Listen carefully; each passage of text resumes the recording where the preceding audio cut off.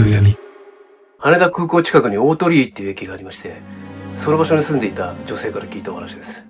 当時20代の彼女は羽田空港にあるお土産屋さんで働いてたそうです。大鳥居という駅から羽田空港まで近いので、そこから仕事に通っていったそうです。仕事は朝から晩まで続いてハードで、一生懸命頑張ってたそうですが、役職もついてやりがいを感じていたそうです。その日も終電で駅に着いて食事を済ませていなかったので、コンビニでパパッとお弁当を買って、次の日休みだからどうしようかな。そうだ、今日はビデオレンタル屋さんにも寄って怖い映画でも見て映画パーティーでもしようかな。そんな風に思いながらウキウキ帰路についてたそうですよ。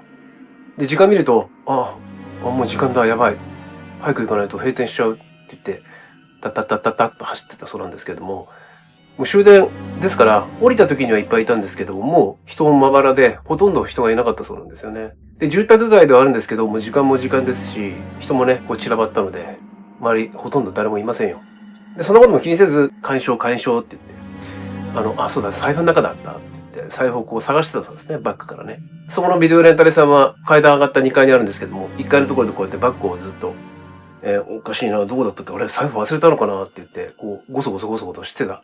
その時に、後ろから、カツ、カツ、カツ、カツ、カツ、カツ。革靴の足音がしたそうなんですよね。うわ、変な人でも来たらどうしようかなとか。少しよぎったそうなんですけども、この辺りは治安もすごく良くてですね、親切な方が多かったそうなので、さほどそんな気にしてはいなかったんですが、やっぱ時間も時間なんでね、で、鑑賞どこ行ったんだろうとこう、ごそごそ探してる時に、また、後ろから、カツ、カツ、カツ、また音が聞こえる。気持ち悪いと思ったから、って振り返って誰もいないんですよ。いや、おかしいよ。一本道だし、横にそれる道もないし、追い抜かれたら絶対わかりますし、何ってちょっとギクッとしたそうなんですよね。で、周辺は住宅街ですし、マンションも、まばらではあるんですけども、その一本道にはマンションがないんですよね。で、工場ぐらいしかないんですよ。そっか、じゃあ工場にでも入ってったのかな、この時間から仕事する人もいるだろうしな。そんな風に思って、あった。お世話よかった。って言って、タッタッタッと言って、ビデオレンタル屋さんの方に急いだそうなんですよね。で、自分のマンションに帰ったそうですよ。で、彼女が住んでるそのマンションは、こう玄関開けると長いこう廊下みたいになってましてね。で、左側の塔、右側の塔。彼女は左側の塔だったそうなんですよね。で、右側の塔をこうチラッと見たら、なんか明かりがついてるんですよ。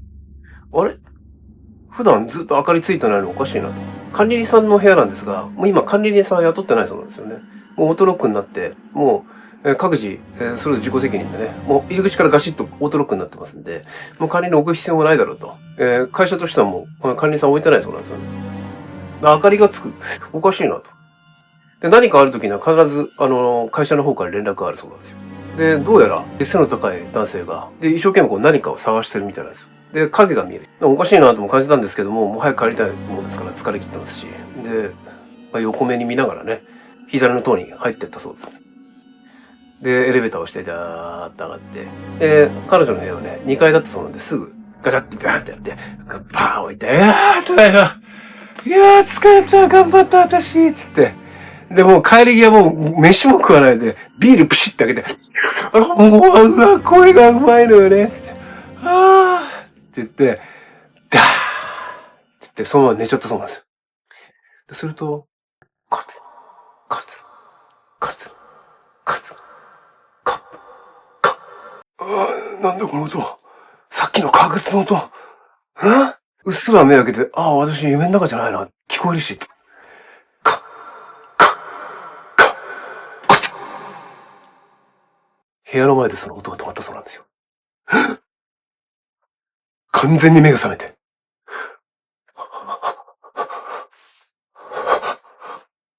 いるよ。誰か確実にいるよ。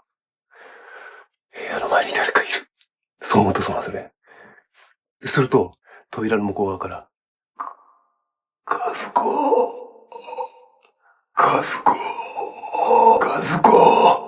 いや、私和子じゃないし、何言ってんだこの人。間違いでしょ。部屋間違えてるよこの人。そう思ったそうなんですよね。いや、ちょっと待てよ。オートロックだし、これ入れるわけないし、そもそも、うちの廊下、カーペットだよね。その廊下、もともとはカーペットも引いてなくて、コンクリートというか、硬い床の廊下だったんですが、カーペットを去年引いたんですよ。音聞こえるわけない。そう思った途端、ざ目の前に扉の向こうに誰か立ってるし、どうしようと思って警察電話しようかな。で、その前に彼女は意外と逃走本能がありますから、包丁を取り出して、ゆっくり扉の方行って、覗きもしなかった。チェーンかけて、ガチャッって言って、やったそうなんですよ。誰もいない。なんだと思って。で、気持ち悪いですから、そのまま、あんまり寝られなかったですけど、寝て。で、次の日ね、休みだったんですけど、会社電話したそうなんですよ。こういうことがあって、男の人がね、目の前に来て、私ストーカーにあったんじゃないかなと思って。って話したそうなんですよね。管理人数の明かりがついたことも一応話したそうなんですよ。そしたら、やっぱり管理人さんの件はそんな時間に、いわゆる男性職員がそこに入って何かをするってことはないですし、あったとしても、皆さんに必ず報告をしますと。そういう規則になってますから、とはっきり言われたそうですよ。ありえないです。ただ、何らかの表紙でね、中に入れて、かなり厳重なオートロックになってて、入れない、そういう作りになってるマンションではあったんですけども、何らかの表紙で中入ったとか、誰かと一緒に入った人が残ったとか、そういうことも考えられるのでね。まあ警察には一応報告して、パトロールを厳重に強化してくださいと報告はしときます。と言われたそうです。で、まあそれ過ぎてまた忙しい一週間が経ちまして、あっという間に一週間なんか過ぎますよね。一生懸命やってればね。で、朝から晩まで働いて頑張って、で、役職もついたんでね、給料も上がって、いや、これやりがいがあるなと。で、一生懸命頑張ってそうですよ、彼女ね。で、その日もまた夜遅くに帰宅してですね。で、また、バーン投げ出してね。で、ピシッってビール飲んで、で、ビール飲んで気持ちいいですから、で、体も疲れ切ってますし、また、ゴローンってね、転がったそのまま、はぁって寝ちゃったそうなんですよ。するとまた、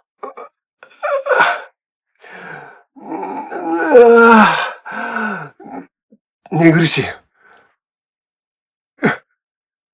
今度は、仰向けで寝てたんですけども、上から誰か押さえつけられてる感じがする。ここをね。だんだんその力が強くなってくる。うわ、誰か押さえつけてる。なんだこれ。で、目が開かない。すると、かすれた声で、っ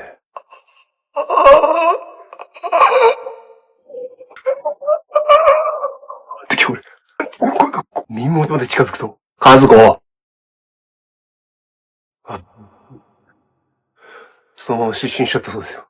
で、もう翌日も、いても立ってもいれなくいろいろ調べて、ね、おかしいと思ってね。で、よく親しくしてもらっている、もう何十年もね、その羽田空港の同じショップで勤めてるおばちゃんがいまして、もうおつぼねさん的なおばちゃんがいるそうなんですけど、そのおつぼねさんに聞けばなんかわかるだろうって、電話番号知ってましたから電話して、で、じゃあ会おうよって言って聞いてみようと思って話をしたそうなんですよ。で、近くの喫茶店に行って話して、おばちゃん開口一番に、あの量ね、いるよ。言うんですよ。いるって。あそこね、昔ちょうどあんたぐらいの子が、勤めてたんだけど、しつこいストーカーにあってね、その頃からオートロックとかしっかりするようになったんだよ、あそこのマンションって。言うんですよ。その頃オートロックもついてなかったから、そのマンションは。その男ね、その彼女の部屋の前まで来たそうなんだって。